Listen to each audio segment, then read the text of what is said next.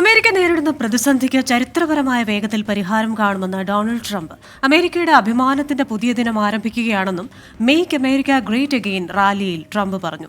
സത്യപ്രതിജ്ഞാ ചടങ്ങിന് പഴുതടച്ച സുരക്ഷ ഒരുക്കി നാഷണൽ ഗാർഡ്സ്. ഇന്ത്യൻ സമയം രാത്രി 10:30 ചടങ്ങ്. വിവരങ്ങളുമായി മെറിൻ മേരി ചാക്കോയാണ് ചേരുന്നത് ഇന്റർനാഷണൽ ഡെസ്കിൽ നിന്ന്. Merin, good evening. എന്തായാലും ട്രംപ് 2.0 തുടക്കമാവുകയാണ്. ലോകക്രമത്തിൽ തന്നെ വലിയ മാറ്റങ്ങൾ ഉണ്ടാകുമെന്നുള്ളൊരു പ്രതീക്ഷയുണ്ട്. അതിന്റെ ഒരു തുടക്കമാണല്ലോ ഇപ്പോൾ കഴിഞ്ഞ ദിവസം അത്രയും ഇടഞ്ഞു നിന്ന ഇസ്രയേലിനെ വരുതിക്കാക്കി 20-ന് താൻ സത്യപ്രതിജ്ഞ ചെയ്യുമെങ്കിൽ അതിനു മുമ്പ് അവിടെ ഒരു തീരുമാനമുണ്ടായിരിക്കും എന്നൊരു സമ്മർദ്ദം. ഇന്നിപ്പോൾ സത്യപ്രതിജ്ഞാ ചടങ്ങുകൾ നടക്കാൻ പോകുന്നു. 100-ലേറെ തീരുമാനങ്ങൾ ഇന്ന് തന്നെ ഉണ്ടാകും എന്നറിയാൻ കഴിയുന്നു. എല്ലാ ഒരുക്കങ്ങളും പൂർത്തിയായോ? വിവരങ്ങൾ.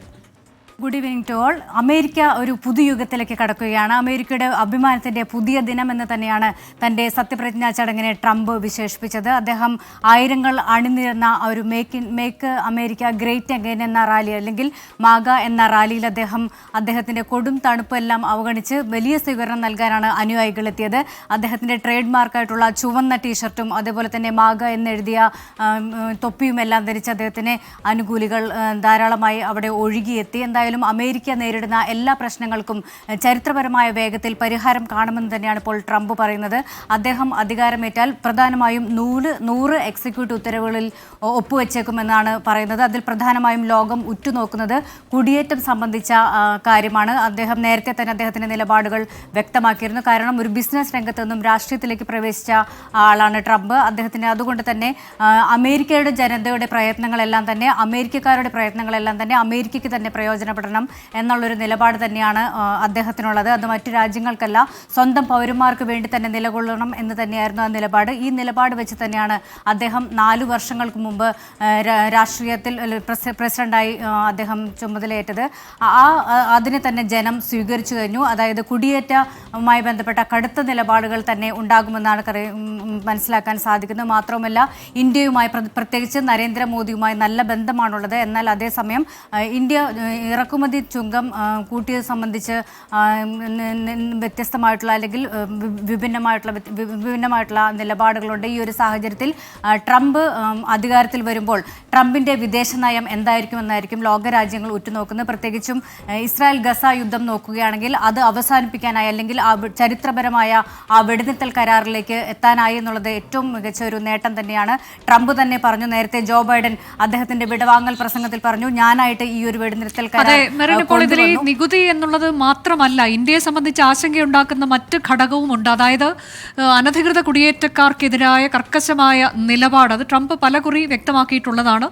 ഈ പ്രചാരണ കാലയളവിലും അദ്ദേഹം അത് പറഞ്ഞിട്ടുണ്ട്. കമലാ ഹാരിസിന് വോട്ട് ചെയ്യുക എന്ന് പറഞ്ഞാൽ അത് ഇത്ര ലക്ഷക്കണക്കിനായ അനധികൃത ഇന്ത്യക്കാരായ കുടിയേറ്റക്കാർക്ക് വേണ്ടിയുള്ളത് എന്ന തരത്തിലേക്കുള്ള പരാമർശം അദ്ദേഹത്തിൻ്റെ ഭാഗത്തുനിന്ന് വരികയും ചെയ്തു. അപ്പോൾ ഈ ഒരു നിലപാട് അദ്ദേഹം തുടർന്ന് പോവുകയാണെങ്കിൽ അതെന്താകും ഉണ്ടാവുക? ഇന്ത്യയെ സംബന്ധിച്ച് അത്തരം ആശങ്കയുണ്ടോ? ഒപ്പം H-1B വിസയുമായി ബന്ധപ്പെട്ടൊക്കെയുള്ള കാര്യത്തിൽ ഒരാശങ്കയ്ക്ക് ഇന്ത്യക്ക് വകയുണ്ടോ? ഇത്തരം കാര്യങ്ങൾ ഇന്ത്യയെ സംബന്ധിച്ച് എങ്ങനെയാണ് ട്രംപിൻ്റെ രണ്ടാം ഊഴത്തെ ഇന്ത്യ നോക്കിക്കാണുന്നത്? ലോകം ഉറ്റുനോക്കുന്നതിനാൽ പ്രത്യേകിച്ച് ഇന്ത്യയെ ബാധിക്കുന്ന ഒരു കാര്യം ഇത് തന്നെയാണ്. കാരണം ട്രംപിൻ്റെ വിദേശ നയം, പ്രത്യേകിച്ച് അദ്ദേഹം ഊന്നൽ കൊടുക്കുന്ന കുടിയേറ്റ നയം തന്നെയാണ് ഏറ്റവും കൂടുതൽ ആശങ്കയുണ്ടാക്കുന്നതും. കാരണം അദ്ദേഹം ആദ്യഘട്ടത്തിൽ പറഞ്ഞത് മെക്സിക്കൻ അതിർത്തിയിൽ കുടിയേറ്റം തടയുന്നതിന് വേണ്ടി മതിൽ നിർമ്മിക്കുമെന്ന് തന്നെയാണ് പറഞ്ഞത്. ഈ ഒരു കാര്യം തന്നെയാണ് ഏറ്റവും ആശങ്കപ്പെടുത്തുന്നത്. കാരണം അമേരിക്കയിലുള്ള വിദേശ പൗരന്മാർക്ക് രാജ്യം വിട്ടു പോകേണ്ടി വരും, സ്വന്തം രാജ്യത്തേക്ക് മടങ്ങേണ്ടി വരും എന്നുള്ളൊരു ആശങ്ക നിലനിൽക്കുന്നുണ്ട്. ഇതടങ്ങുന്ന ബില്ലുകളിലായിരിക്കും അല്ലെങ്കിൽ സുപ്രധാന രേഖകളിലായിരിക്കും ട്രംപ് ഈ ഒപ്പുവെക്കുന്ന 100 എക്സിക്യൂട്ടീവ് ഉത്തരവുകളിൽ ഈ ഒരു ഉത്തരവ് തന്നെയായിരിക്കും പ്രധാനമായും ഉണ്ടായിരിക്കുക എന്ന് തന്നെയാണ് ഇപ്പോൾ അറിയാൻ സാധിക്കുന്നത്. എന്തായാലും സുപ്രധാന നിലപാടുകൾ, ഗർഭഛിദ്രം, അതുപോലെ തന്നെ കുടിയേറ്റം, H-1B വിസ തുടങ്ങിയ കാര്യങ്ങളിലെല്ലാം തന്നെ ട്രംപിൻ്റെ നിലപാടുകൾ ലോകം ആശങ്കയോടെ, അതേസമയം എന്ത് ചെയ്യും എന്നുള്ളൊരു ആശങ്ക തന്നെയാണുള്ളത്. കാരണം ഒരു അൺപ്രഡിക്റ്റബിൾ ആയിട്ടുള്ള ഒരു വ്യക്തി തന്നെയാണ് ട്രംപ്.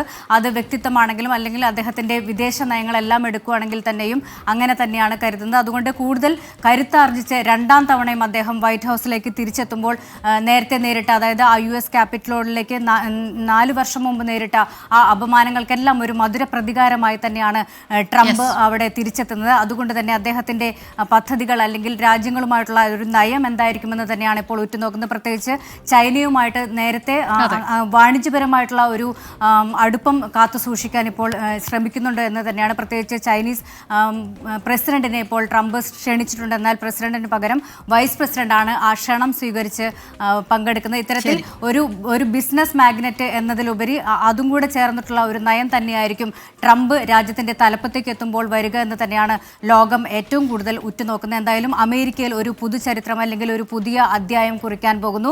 ഇന്ത്യൻ സമയം രാത്രി 10:30 ഈ ചടങ്ങുകൾ നടക്കുന്നത്. പഴുതടച്ച സുരക്ഷയാണ് ഇപ്പോൾ നാഷണൽ ഗാർഡ് ഒരുക്കിയിരിക്കുന്നത്. മേരി ചാക്കോയാണ് ഇന്റർനാഷണൽ ഡെസ്കിൽ നിന്ന് വിവരങ്ങളുമായി ചേർന്നത്. ഇനി വരും മണിക്കൂറുകളെല്ലാം തന്നെ ഈ വിശേഷങ്ങൾ തന്നെയാണ്. രാത്രി 10:30 സത്യപ്രതിജ്ഞാ ചടങ്ങ്. ട്രംപിനെ സംബന്ധിച്ചിടത്തോളം ഈ രണ്ടാമത്തെ ആദ്യ ടേം ഒഴിഞ്ഞതിന് ശേഷം അത് അത്ര എളുപ്പമായിരുന്നില്ല.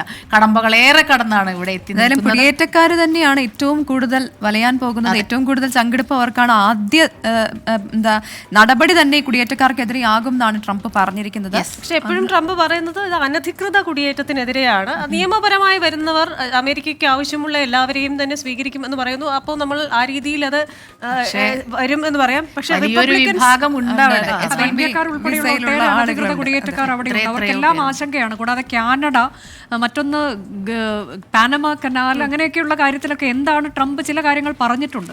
അതിൽ എങ്ങനെയാകും മുന്നോട്ട് പോവുക എന്നുള്ളത്. മറ്റൊന്ന് റഷ്യ യുക്രൈൻ ആ പ്രശ്നം പരിഹരിക്കും എന്ന് പറഞ്ഞിട്ടുണ്ട്. അത് എങ്ങനെയാകും എന്നുള്ളത്. ഇപ്പോൾ ഇസ്രായേലിന്റെ വിഷയത്തിലൊക്കെ അദ്ദേഹത്തിന്റെ മേൽക്കൈയിലാണിത് നടന്നത് എന്നൊക്കെ പറയുമ്പോൾ ജോ ബൈഡൻ തന്റെ അശ്രാന്ത പരിശ്രമത്തിന്റെ ഫലമാണ് എന്നൊരു അവകാശവാദമാണ് ഉന്നയിക്കുന്നുണ്ട്. അപ്പോൾ എന്തായാലും ഇത്തരം കാര്യങ്ങളൊക്കെ ഉണ്ട്. ഇതൊരു ലോക സമാധാനത്തിലേക്ക് നയിക്കാനാകും. മേക്കിംഗ് അമേരിക്ക ഗ്രേറ്റ് അഗെയിൻ എന്ന് പറയുമ്പോൾ അത് ഒരു അധീശത്വത്തിലേക്ക് കൂടുതൽ അമേരിക്കയുടെ അങ്ങനെ പോകുമ്പോൾ അത് ഭീഷണിയാകുമോ എന്നൊക്കെയുള്ള ചോദ്യമാണ് ബാക്കി.